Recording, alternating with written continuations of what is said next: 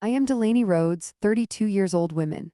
I'm a real estate photographer in Charleston, South Carolina, and 2 years ago I finalized a painful divorce that left me clinging to the few things I still owned. What happened with my sister after that, what she did behind my back, nearly made me give up on my own family. But now, she sends me rent checks every month for a home I never stopped belonging to. The last time I saw my grandmother's cabin, the trees were just starting to turn, yellow leaves tangled in the branches like forgotten memories, the lake behind the porch shimmering with the kind of calm that only ever existed in childhood. It was October, 2 years after Grandma passed. The will had been settled, the estate divided, or so I thought. I remember standing at my window in Charleston, the afternoon sunlight catching on the framed photo of me and Kennedy when we were little. Both of us barefoot on that porch, grinning, pinky promises tangled between us. We were that kind of close once. The kind that shared secrets, hopes, even heartbreaks. Until money entered the picture. Until $390,000 worth of land became more valuable than trust. I was editing photos that day, a real estate shoot from downtown. Mid-century house, whitewashed walls, generic. The kind of place you forget even while you're photographing it. Then my phone buzzed. A notification from my credit monitoring service. New property transaction flagged, 620 Lakeshore Ridge, Wayland, NC. My hands froze on the keyboard. Lakeshore Ridge. That was the address. Our address. Grandma's cabin. I blinked at the screen, suddenly aware of the sound of my breath, shallow, sharp, unreal. Surely it was a mistake. Surely Kennedy didn't. I opened the link. There it was. The deed transfer. My name. But not my signature. I called her immediately. I didn't wait. Didn't give myself time to prepare or breathe or even script the confrontation I'd practiced in my head for years. Just hit dial and waited. She answered on the second ring, casual as ever. "Hey Dee," she said, "what's up?" That's how I knew. Because guilt doesn't sound like that. Not that smooth. Not that calm. I didn't bother with pleasantries. Why is my name on a deed I didn't sign? A pause. The kind of pause that stretches forever in your stomach but lasts only seconds. "What are you talking about?" she asked. But her voice cracked on about. I told her I saw the transfer. That I had the paperwork. That I knew the property was worth close to $400,000, maybe more now, and that I wanted the truth. And that's when she said the words that made my stomach turn. "Delaney, you said you didn't want it. You said you couldn't handle the taxes. I did what I had to do." My throat went dry. I hadn't said that. I had said I couldn't manage it yet, that I needed time, that I was still sorting through the wreckage of my marriage and barely scraping by. But never, never did I say she could forge my name and take what was left of our family legacy. The call didn't end with an apology. It ended with her hanging up. No resolution. No remorse. Just the click of silence between us, one I didn't know how to undo. I sat on my couch that night for 3 hours without moving. The Charleston humidity pressed against the windows. My inbox pinged with new listings, new clients, new reasons to move on. But I couldn't. Because I wasn't grieving a cabin. I was grieving us. The next morning I called a lawyer. A woman named Elise, sharp and quiet and far more dangerous than her soft southern drawl let on. She reviewed the documents, examined the forged signature, and looked at me across the table in her office with a gaze that felt like a verdict. "This is criminal," she said, "but it's also personal." I nodded. Because that's exactly what it was. Not just identity theft. Not just property fraud. But betrayal wrapped in family and sealed with entitlement. The case moved slowly. Kennedy refused mediation. Her lawyer, arrogant and clearly underestimating me, suggested I was overreacting. "After all," he said, "you're still sisters." As if blood was an excuse. As if blood ever signed the deed. I didn't tell Mom at first. She wouldn't believe me. Or worse, she would and still tell me to let it go. To keep the family together. To be the bigger person. But I was done being big for people who kept making me small. At night I dreamed of the cabin. Not just the porch or the lake, but the smell of Grandma's cinnamon tea, the creak of the swing under my weight, the tiny scar on my thumb from when I tried to carve my initials into the railing and got caught. It wasn't just a place. It was a part of me, a part she tried to take. When the judge ruled in my favor 6 months later, I didn't cry. I thought I would. Thought I'd collapse or scream or throw up. But all I did was breathe. A long, steady breath. Because it wasn't about winning. It was about returning. Returning to the girl who used to believe she had a place in the world. Returning to a cabin that never stopped holding space for her. And when Kennedy's lawyer offered a settlement, monthly payments in exchange for not pressing criminal charges, I didn't hesitate. I said yes. Because if she wanted to keep the furniture, she could. If she wanted to pretend she still held the keys, let her. But every month when she writes that check, she remembers who the house belongs to. The last line of the judge's ruling still echoed in my head, even as I stood outside the courthouse. Plaintiff retains ownership and is entitled to restitution, per the agreed civil terms. Restitution. A clinical word for something so bitterly personal. Elise stood beside me on the steps, eyes squinting into the late afternoon sun. She didn't smile. She just nodded like she knew the war inside wasn't over, only redefined. "I'll make sure the paperwork is processed," she said, her hand grazing my shoulder. "But Delaney." I looked at her. "You need to breathe now." I didn't know how. Not yet. Not with everything still smoldering behind my ribcage. Not when the person who once plaited my hair for sleepovers had signed my name like it was hers to use. Kennedy didn't come to the final hearing. Her attorney spoke for her, reciting apologies like receipts, a flat list of regrets she'd agreed to offer in exchange for staying out of jail. But none of them landed. Because none of them came from her. That night, I sat in my apartment surrounded by cardboard boxes.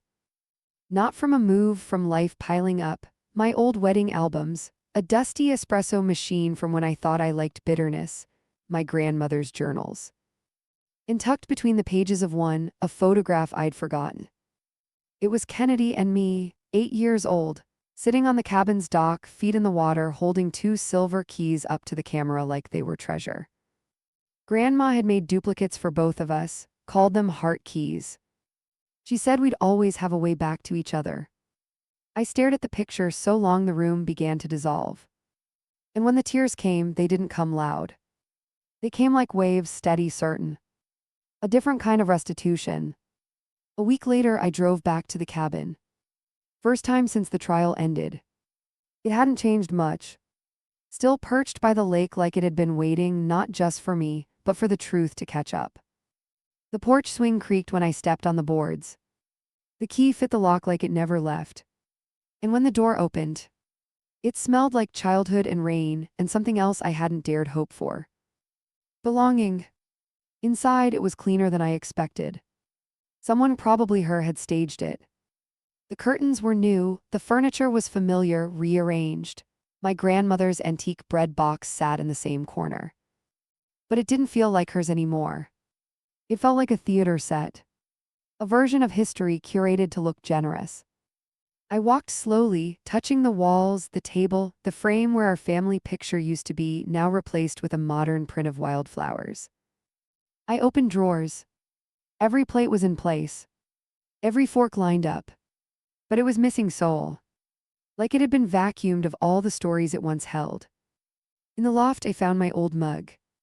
The one with chipped enamel and the faded image of a fox with glasses. Grandma gave it to me when I was 12, said it looked clever and a little lonely, just like you. I held it to my chest. And for the first time in months, I laughed. I stayed for 2 days. Didn't tell anyone. No social posts, no blog entries. Just me, the woods, and the echo of a house trying to remember its purpose. I sat on the porch every morning, coffee in hand, watching the lake shift from blue to silver and back again. And on the second night, I found the envelope. It was tucked under a stack of magazines in the living room. My name on the front, in her handwriting. Inside, a check. $1,850. First month's rent. A note scribbled beneath it. I don't know how to undo what I did, but I'll pay you for as long as it takes. K. I stared at it for a long time. That was the deal. She got to stay, I got paid, no contact, no pretending. But in that moment, the check felt heavier than it should have. Because part of me, the part that still believed in heart keys and lake promises, wanted her to reach out. To knock on the door. To say it with her voice, not her pen. But she didn't. When I left the cabin the next morning, I didn't lock the door. Not out of forgetfulness. Out of choice. Because it was my house now. And I trusted myself again. Back in Charleston, I started writing again. Not just photo captions and blurbs for listings. But my story. The one about the cabin, the court, the rent, the fracture. And the rebuild. I published it anonymously at first. Titled it, "Inheritance Isn't Just Money, It's Memory." It went viral in 3 days. Messages flooded in. Hundreds of women. Sisters, daughters, ex-wives, caretakers. All writing to say me too. All saying they'd been erased. That their names were overwritten. That someone made them feel like ownership was a dirty word for women. I wrote back to every single one. Because suddenly, I wasn't just rebuilding a cabin. I was rebuilding community. And the porch. It wasn't just for swinging anymore. It was for witness. The blog post changed everything. I didn't expect it to. I thought maybe a few women would read it, maybe a comment or two from strangers thanking me for being brave. But what I got was an avalanche. Over 3,000 emails in the first week. Some just one line. I thought I was the only one. Others pages long, messy, raw, trembling with things women had carried quietly for decades. A woman in Maine whose brother forged her signature to sell their father's hardware store. A granddaughter in New Mexico who watched her uncle move into the family ranch before the will was even read. A daughter in Georgia whose mother was cut out of the estate with one stroke of a jealous sibling's pen. Each story a mirror, a wound, a note passed in class that said, "Me too." I started replying every night after work. My tiny Charleston apartment felt more like a war room than a home, coffee-stained notes, scribbled timelines, highlighted court precedents. It was too big. Too much. But I couldn't look away. Because each letter felt like a heartbeat I recognized. And for the first time in months, I didn't feel powerless. I launched a second blog, this one separate from my photography work. The Ledger. That's what I called it. A place where women could anonymously submit their stories of inheritance lost, stolen, rewritten. The tagline read, "Some things we don't let go of, we write them down." I organized stories by category. Forged signatures. Verbal promises never honored. Gaslighting from siblings. Mothers who stayed silent. Legal victories, however small. Each story was vetted, anonymous, untouched except for spelling. It exploded. By the end of the month, we had over 12,000 subscribers. One story haunted me for days. A woman named Elise, not my lawyer, a different one, wrote, "My brother said if I ever took him to court, I'd be dead to him, so I let him have the house. It's been 9 years, he hasn't spoken to me, so I guess I died anyway." I read that line over and over. Because that's exactly how it felt with Kennedy. Like something in us had died, quietly, without ceremony. And no one noticed the funeral except me. One night, I found myself back at the cabin. Unplanned. I'd driven up on instinct, not intention, like the house itself had called me. The moon was bright, casting long shadows through the pine trees. The air smelled like damp wood and memory. The porch light was off. I parked, got out, walked up the familiar steps. And then stopped cold. The screen door was cracked open. Inside, someone was moving. I stood frozen for a second, just long enough to imagine a burglar or squatter, before I heard her voice. Faint muttering. "Kennedy." I hadn't seen her since the deposition. My body reacted before my brain did, heart racing, stomach tight, breath shallow. But I walked in anyway. Because I had every legal and emotional right to be there. She didn't see me at first. She was kneeling by the bookshelf, flipping through a box of old photos. Her hair was longer. She looked tired, like someone who hadn't been sleeping in full nights for a while. Looking for something, I asked, arms crossed. She startled, spun around. Her face strained. Delaney, I didn't think you'd be here. I stepped further inside. Why, you think I gave up? No, she said quietly. I thought maybe you'd finally moved on. That stung. More than I wanted it to. She stood, brushing her hands on her jeans. The air between us was so tense it could have cracked the wood panels. I just wanted to grab my things, she said. I left some stuff upstairs. I didn't answer. Not right away. Because everything I wanted to say was tangled in the silence. Years of swallowed words, of pretend smiles, of pain passed off as sisterhood. Finally I said, "You left more than boxes here." She looked up. "What do you mean?" "You left me," I said. "You left the truth. You left the kind of trust that takes decades to build. And for what? A fake signature and a check you'll be sending me until you're 50. She didn't flinch. But her eyes glossed. And for a second she looked 12 again, the girl who cried when she skinned her knee and let me carry her home. "I messed up," she said, voice barely above a whisper.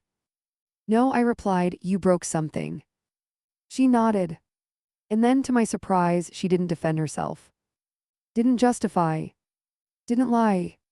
She just sat on the couch, hands in her lap. "I don't expect you to forgive me," she said. "I wouldn't if it were the other way around." I stayed standing. I had the high ground. The deed. The rent checks.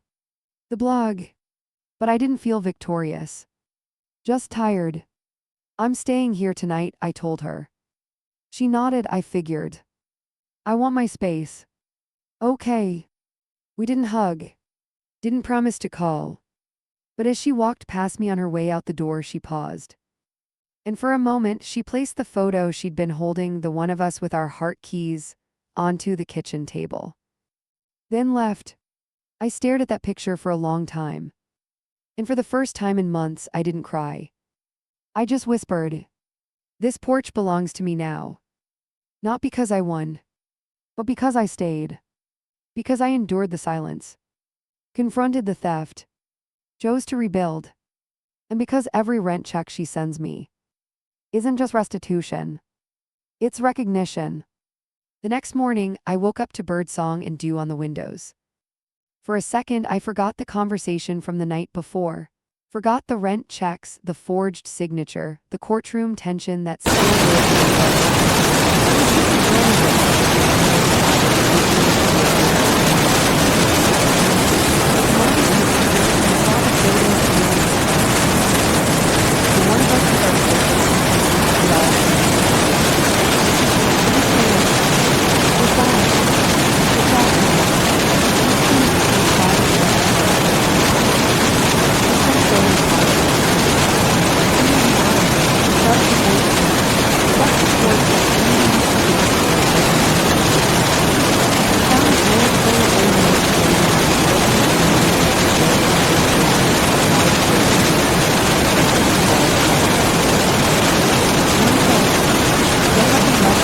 or your joy.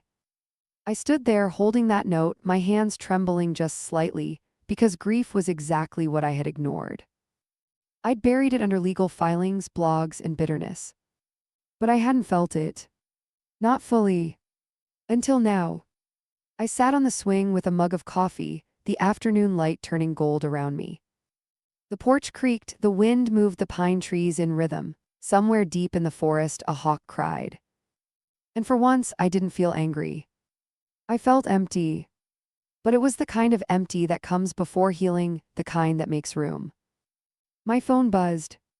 A text from Kennedy. "Can we talk? No lawyers, just us." I stared at the screen. 3 blinking dots appeared, then vanished. Then again. "Please, I'll drive back." I didn't respond right away. I watched the lake ripple with wind. Thought about the nights we slept on the couch in sleeping bags, whispering about boys in college and whether or not we'd ever be rich enough to travel Europe together. Then I typed, "Come after sunset, no expectations." She arrived just after 7. The sky was streaked in lavender and navy, the kind of Carolina dusk that makes you believe in softness again. She brought wine. Red, cheap, familiar. The same brand we drank in college after our first breakups. Neither of us said anything as I opened it. We sat on the porch swing, knees not quite touching. The silence wasn't heavy. Just cautious. I've been reading the ledger, she said quietly. I glanced at her. She didn't meet my eyes. Your writing, she continued, it's devastating and beautiful and somehow not about me. That surprised me. She looked up. I thought it would be, I thought you'd drag me through every paragraph, but you didn't. I shrugged. Because it's bigger than you, I said, than us. She nodded. That almost makes it worse. We sat there sipping in turns. The wind picking up. Then in a breath barely louder than the breeze, she said, I didn't know who I was without money. It caught me off guard. Not because it wasn't true, but because she finally said it out loud. I was drowning after Dad died, she continued. You had your divorce, your grief, your way of rebuilding, but me, I only knew how to survive by controlling things. She paused. And stealing something that didn't belong to you helped you feel in control. She looked wrecked. I wanted to believe Grandma would have wanted me to have it, that you didn't really want it. I convinced myself that if I got there first, it would all make sense. I let the silence stretch. Because the old me would have jumped in, smoothed it over, offered her redemption. But not this time. I don't forgive you, I said. She nodded. I know. But I'm tired of holding everything you broke. Her breath caught. I'll keep sending the checks, she said. Even when the court order expires, I'm not trying to buy my way out of this. I want to make something right, even if it's small. A pinecone hit the porch railing with a hollow clack. We both looked at it, then laughed, genuinely. It felt like old times. For a second. She stood to leave around 9. Didn't ask to stay. Didn't ask to come back. Just said, I know it's your house now, but that porch, it was always yours, even when we were kids. Then she walked down the steps and into the night. Later, I sat with the wine bottle in the lake. And for the first time, I allowed myself to wonder. Could I love someone who hurt me that deeply? Not again. Not like before. But differently. With distance, boundaries, clarity. Could I grieve the sister I lost and still accept the one who returned? I didn't have answers. But I had space. And that night, when I tucked Grandma's note into my journal, don't let them rush your grief or your joy, I let myself smile. Because maybe I didn't need to forgive her all at once. Maybe all I needed was time. A few weeks passed. The leaves around the cabin began to crisp and fall, like the house itself was shedding layers. I started staying there more often. Weekends at first, then a few days midweek, then longer stretches, until without meaning to, I realized it had quietly become home. Not Charleston. Not the city skyline and cement sidewalks. But this, the pine needles on the steps, the sound of the lake lapping against the dock at midnight, the way the sun filtered through the kitchen curtains like soft gold. It didn't feel like I had gone back in time. It felt like I had reclaimed it. I started noticing the smallest things. The drawer that always stuck. The floorboard that groaned in the hallway. The marks on the wooden wall from our height measurements, faded, but still there. There was a version of myself preserved in this place, before betrayal, before divorce, before the lawsuits and silence. A girl who still believed that people meant what they said. And I missed her. On a quiet Thursday morning, I found something that stopped me cold. I was going through the attic again, looking for a box of old baking tins Grandma used to keep. Instead, I found a shoebox taped shut, pushed to the very back. Inside, letters. Dozens. All in Kennedy's handwriting. Some folded neatly. Some messy. Some with water damage as if tears had soaked through. Each one addressed to me. But none had ever been sent. My hands shook as I read. The first was dated 4 weeks after Grandma died. Delaney, I know you're probably still mad at me for not coming to the funeral. I couldn't handle it. I couldn't handle you being the favorite again, "That's not fair to say, but I need you to know it." Another from after my divorce. "I didn't know how to show up. I kept rehearsing what I'd say if I called.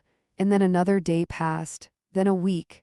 And I told myself I was sparing you, but I think I was just scared you wouldn't want me." And one written just days before she forged the deed. "I know what I'm doing isn't right, but I keep telling myself it's necessary. I feel like I'm drowning, like I have to pick survival over morals. I don't want to be this person, but I don't know how to stop." I sat there on the attic floor, letters in my lap, surrounded by dust and memory. Tears came slow this time. Not angry. Not even sad. Just human. Because as much as I wanted to keep her in the box labeled villain, the truth was more complicated. She was broken too.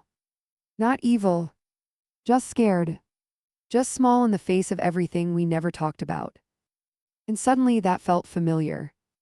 That weekend, I invited my mom to the cabin. She hadn't been since the estate settled. She was hesitant at first, said it would feel different, that the place would be haunted by everything we lost. But she came. And when she stepped onto the porch, her face softened.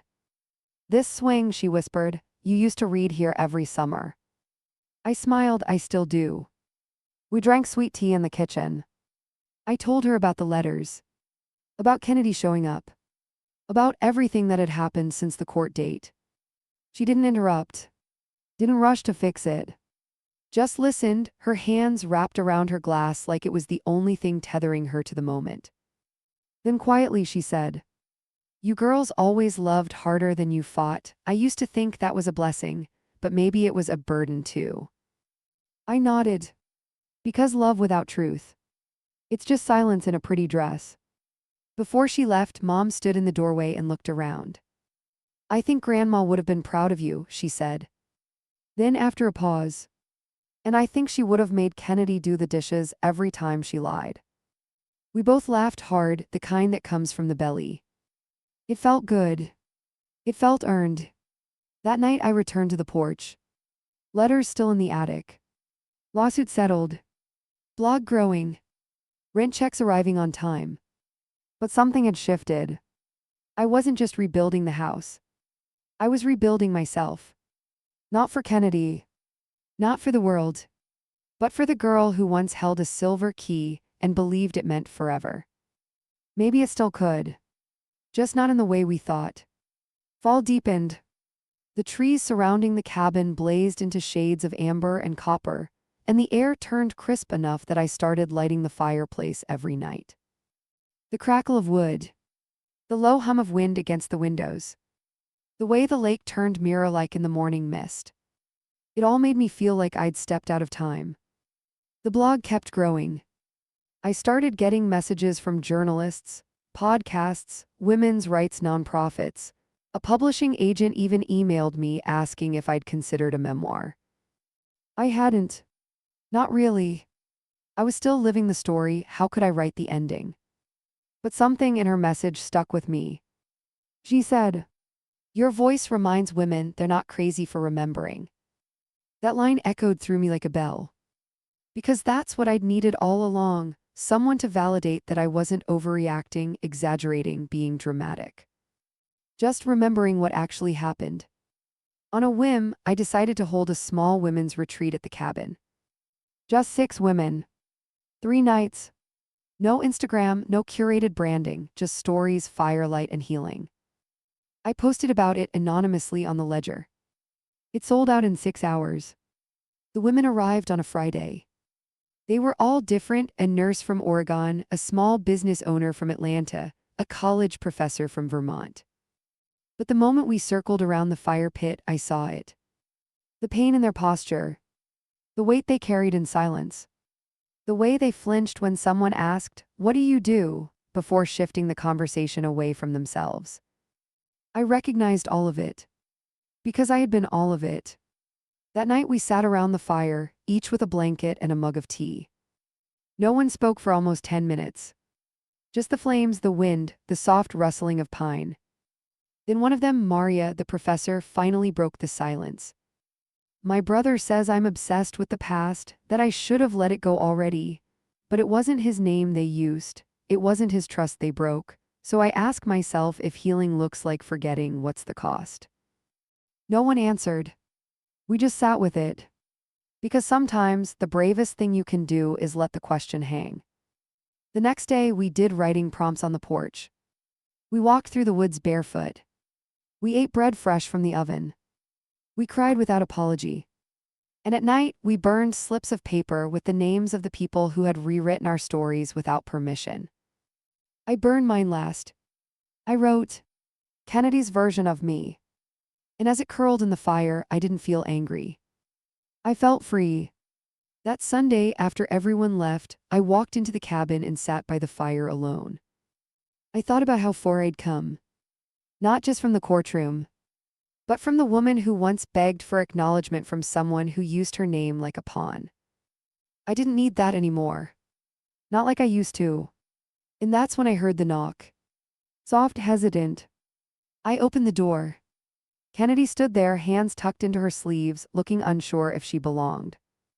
I saw the post, she said, about the retreat. I nodded. How? I've been reading quietly. She looked down. I didn't come to fight, I thought maybe I could help. The next one if you ever do it again. I didn't answer. I stepped outside, closing the door behind me. We stood on the porch, the same porch that had held decades of our secrets, and I said, helping means knowing your place in someone else's healing isn't guaranteed. She nodded. I know, I just want to try. The moon was high above us. No script, no plan, no court orders. Just two women learning how to stand beside the fire without burning each other again. Maybe it would work. Maybe not. But in that moment, I didn't need a guarantee. I just needed her to stop hiding behind silence. And she had. The second retreat was quieter. Not because it was smaller, in fact, we had 9 women this time, but because something had shifted in me. The first time I was still proving something. This time I was living it. The difference was everything. Kennedy came 2 days early. We didn't tell anyone she was my sister. She slept in the guest room, cooked breakfast without being asked, swept the porch every morning. I gave her simple jobs, organizing materials, refilling the tea station, preparing candles. She never complained. Never tried to take over. She just showed up humbly, quietly. And for the first time in a very long time, I felt her presence as something other than a storm. One morning, I caught her standing at the tree line, just past the swing set we used to race to as kids. She was holding one of the retreat journals. Her eyes were glassy. When I stepped beside her, she didn't speak at first. Then finally, I always thought you were stronger because you talked more, wrote more, but maybe I was just afraid to hear my own voice. She looked at me. I want to tell the truth now. I blinked. You already are. That night she led a breakout session. Topic: what we pretend not to know. She didn't speak as my sister. She spoke as a woman who had lied. To herself. To others. To her past. And the moment she said, I stole something that wasn't mine, and not just legally but emotionally, the entire room leaned in.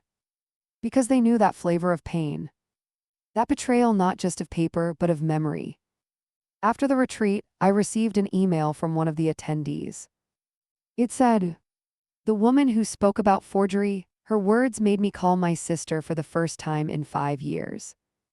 I stared at the screen for a long time. Because that was the miracle I never expected.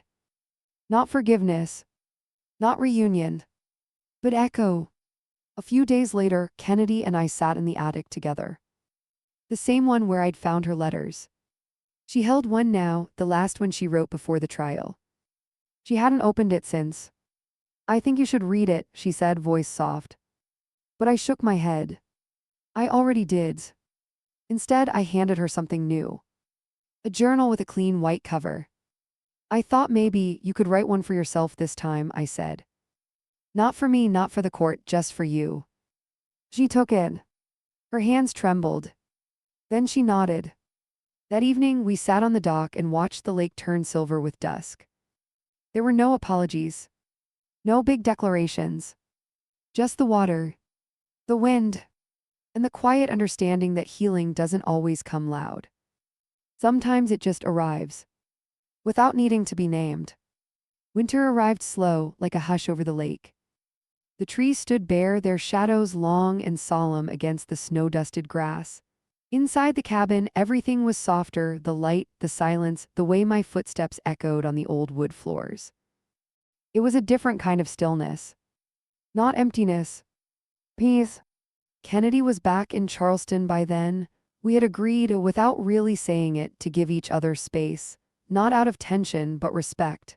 The kind you learn to give someone when you stop trying to fix the past. We texted sometimes. Briefly, gently. She always signed off with, "Sending peace." I never corrected her, never asked why not love. Peace felt right. I had started writing the memoir. I didn't think I would. But one morning, I lit a candle, made a cup of tea, sat at Grandma's desk and typed the first line. The first time I realized my sister had used my name like a weapon, I didn't cry. I just stared at the paperwork, wondering when she stopped seeing me as her person and started seeing me as a means. The words came in slow waves. Not a flood, but steady, like the lake. I wrote every morning. Retreated with women once a month. Collected rent checks like clockwork. Watched the seasons shift across the cabin's windows. And somehow, without any announcement or dramatic moment, I began to heal. One weekend, while chopping firewood, I got a letter in the mail. Real mail. Not an email. Not a message through the ledger. A cream-colored envelope, handwritten. Inside, a folded sheet of stationery with Kennedy's careful cursive. I know we don't say everything, but I've been writing. In the journal you gave me, every day, I'm learning who I was before shame made my decisions, and I think I like her. I read that line 3 times. Then I folded the letter, placed it under the magnet on the fridge, and stood there in the warm kitchen for a long time, heart full, throat tight. The next day, I hosted a one-on-one retreat. A woman named Caroline. She was quiet, wore loose sleeves, and carried herself like someone who'd survived something no one could see. She didn't cry during our sessions. Didn't vent or rage. She just asked questions. One stuck with me. Do you think the people who broke us ever really change? I didn't answer right away. Then finally, sometimes they do, but that's not why we heal. We heal so they don't get to keep the ending. That night after Caroline left, I found myself walking the lake trail. The moon was out, my boots crunched lightly through frosted leaves, everything smelled like pine and wood smoke. And at the far bend of the path I saw it. A small bench. Old worn but standing. Grandpa had built it for Grandma the year before she passed. I'd forgotten it was there. I sat, breathed, felt the weight of all the versions of myself that had passed through this land, the hopeful girl, the betrayed woman, the rebuilt heart. And I whispered, "Thank you for making me stay." In that moment I knew. This land wasn't just mine by deed. It was mine because I chose to stay with it, through the cracks, the storm, the painful winters, and silent nights. Because some inheritances aren't about money. They're about memory. Spring came in a hush. The lake shimmered again, the pines bloomed with soft green needles, and everywhere around the cabin things felt like they were coming back to life, not with a roar, but with a long, forgiving breath. I stood on the porch one morning, barefoot, coffee warming my palms, watching a squirrel dart along the fence line, and thought, this place isn't just healed, I am. But I didn't say it out loud. Not yet. The memoir was done. Finished. At first, I didn't believe it. I just stared at the final page like it was a stranger. The final words read, I thought the story ended in a courtroom. It didn't. It ended when I stopped letting her name be louder than mine. I emailed the manuscript to my agent with shaky hands. Then I shut my laptop and walked into the woods. That afternoon, Kennedy called. I hadn't heard her voice in weeks. We'd texted, shared short thoughts, traded photos of Grandma's recipe cards, but not spoken. Hey, I said, trying not to sound surprised. Hi, she breathed. I have a question, a real one, you can say no. I leaned against the porch railing. Okay. I want to give up the house. I blinked. What? She continued. The judge split it, I know, 50-50, technically, but it was never mine, not really, not the way it is to you. I want to sign it over, clean, no rent, just give it to you. My throat tightened. You don't have to do that, I said. I know, she replied. I want to. I think I've been trying to earn forgiveness with checks, with silence, but you never needed that. Silence on the line. Then softly, you needed truth, so here's mine. I used to be proud of taking it from you. It made me feel powerful. Now I feel small, and I'm ready to stop clinging to smallness. I sat down slowly, heart hammering like a door I wasn't ready to open. You're sure? Yes. Even if I never give you more than this call. Yes. We met a week later, downtown Charleston, at the same notary office where I'd once filed the dispute that cracked our family wide open. She brought 2 signed forms. One releasing her claim. One acknowledging the forgery. She didn't ask me to tear them up. Didn't ask for anything in return. Just looked at me misty-eyed and said, I know I'll never deserve your trust again, but I hope I can live in a way that honors the part of you I stole. The notary stamped the papers. Click. A final echoing sound. And just like that, the house was mine. Fully. Cleanly. Legally. But more than that, it felt like the story was finally mine. Not Kennedy. Not Grandma's. Not the court. Mine. Back at the cabin, I walked room by room. Touched the walls, the doorknobs, the frame around our childhood height chart. I whispered a promise in each space. I'll protect you now. Because homes don't just hold people. They hold forgiveness, regret, redemption, and the whispers of women learning how to reclaim themselves. The next day, I framed the deed. Hung it in the hallway just outside the attic. Not as a trophy, but as a chapter marker. A sign that I'd lived through the storm and chosen to stay anyway. It was spring again. The kind of spring where everything hums, soft breezes, sunlight that lingers just long enough, birdsong that sounds like an old record playing in the background of your life. I stood barefoot on the porch of the cabin, cradling a mug of black tea, staring out over the lake. This time there was no ache. No lump in my throat. Just breath. Just presence. I'd made a decision. One that had been whispering to me for months. I was staying. Not just on weekends. Not for retreats. Not for the healing season. I was making this home. For good. The city apartment was gone. The final client project wrapped. My name was now legally tied to this land, and only mine. But more than the title, more than the deed. I'd finally come home to myself. That week I hosted my first retreat of the year. 12 women. 5 states. Every single one carrying grief and betrayal in some shape. One had been cut out of her grandfather's will after caring for him for 10 years. Another had watched her sister rewrite their parents' trust while they were dying. Every single story different. Every single story the same. And this time, something else was different too. Kennedy was there not as a helper, not as a speaker. As a guest. She sat on the same porch swing we used to fight over, holding a journal in her lap. She was quiet like always. But not ashamed. Not hiding. And when one of the women asked about forgiveness, Kennedy raised her hand and said without flinching, I stole something that didn't belong to me, then I tried to bury the guilt under legal language. What I didn't understand then was that stealing memory is a second kind of violence. I'm learning how to give it back. After everyone left, we stayed behind to clean. Sweeping, folding, stacking the teacups, laughing at the stains left on the table from too many honey drips. Kennedy turned to me, holding a basket of towels, and said, You made this something sacred. I looked at her. You helped me find the ruins, I did the rebuilding. She nodded. And for the first time since we were little girls, she reached out and hugged me first. No words. Just arms. Just breath. That night, I walked to the attic and opened the loose floorboard beneath the old chest. I slid out the last letter I'd written, the one I'd never sent, the one I'd left there like a ghost. I unfolded it slowly. Read the words again. And smiled. Because I didn't need to send it anymore. She'd heard it.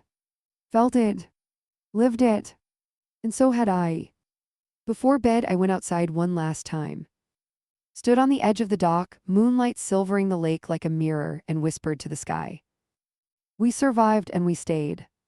Somewhere behind me, the cabin light glowed warm. Inside it, a life. Not perfect, but whole.